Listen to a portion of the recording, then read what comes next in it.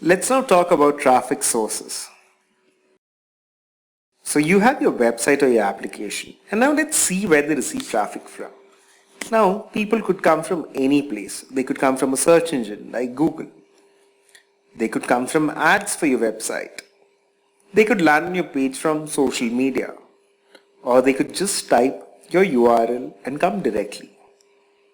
Why are traffic sources important? The reason why traffic sources are important is it tells you where people are coming from. So let's see how you view your traffic sources. Click on acquisition and click on traffic.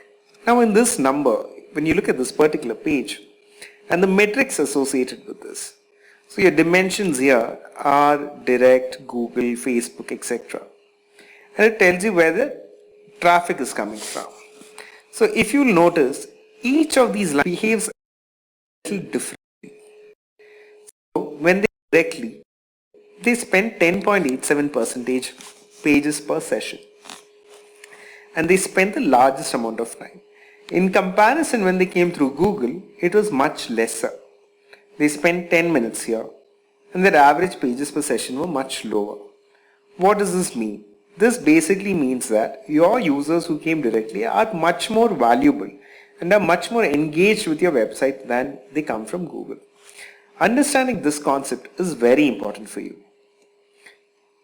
See, first and foremost, don't be guided by your overall traffic numbers.